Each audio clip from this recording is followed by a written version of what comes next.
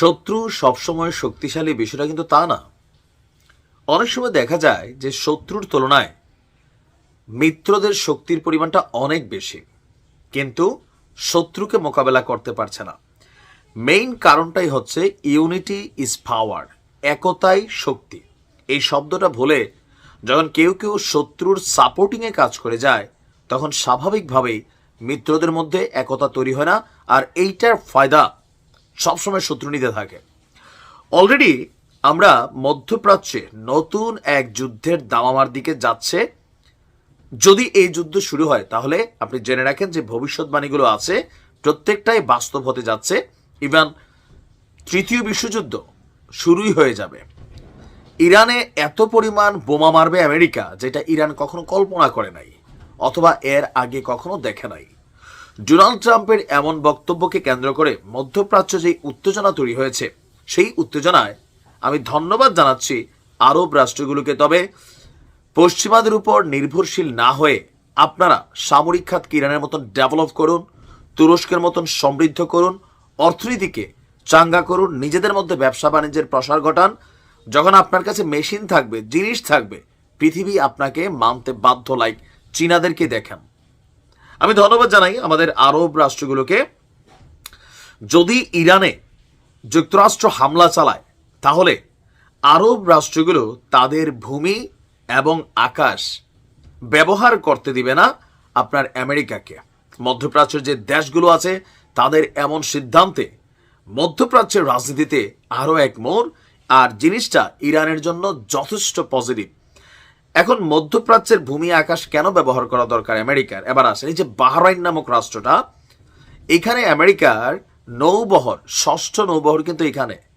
এছাড়া কাতার বলেন, দুবাই বলেন, সৌদি আরব বলেন, ইরাক বলেন, আফগানিস্তানের কিছু অংশ বলেন, সিরিয়া বলেন, আরও এরকম বিভিন্ন জায়গায় আমেরিকার সামরিক ঘাঁটি আছে।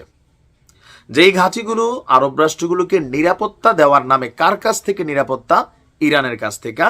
এক আরব রাষ্ট্রকে আরেক আরব রাষ্ট্রের কাছ থেকে নিরাপত্তা। কারণ আরবরা একে অন্যের সাথে মিল নাই। তারা নিজেদের টাকা পয়সা, নিজেদের শক্তি সামর্থ্য কার পিছনে খরচ করে? আরব দমাইতে। কিন্তু আরব কি আরবের জন্য শত্রু? নও। এমনি আমরা গালফ হিসাবে মিল থাকলেও কিন্তু কার্যত এই গালফ কান্ট্রিগুলা সামরিক শক্তিতে একত্রিত না। আপনি ইউরোপীয় ইউনিয়নের পরিস্থিতিটা দেখেন, তারা কিন্তু বুঝা গেছে বহুত আগেই, যার কারণে ইউ তৈরি করছে ইউরোপীয় ইউনিয়ন। অনেকগুলো রাষ্ট্র এককভাবে তারা তাদের শক্তি সামর্থ্য বৃদ্ধি না করে যৌথভাবে তারা তাদের শক্তি সামর্থ্য বৃদ্ধি করেছে। অ্যাজ এ রেজাল্ট আজকের দিনে এসে আমেরিকার বিপরীতে গিয়া যখন ট্রাম্প আসছে, ইউরোপের উপর কিন্তু খড়গ চালাচ্ছে, ন্যাটোতে ফাটল ধরাই দিছে। বাট ইউরোপীয় ইউনিয়ন আপনারা দেখেন যে নিজেদের কোমরটাকে শক্ত করে আমেরিকার বিপরীতে গিয়া ইউক্রেনের পক্ষে অবস্থানটা নিয়েছে। কেন?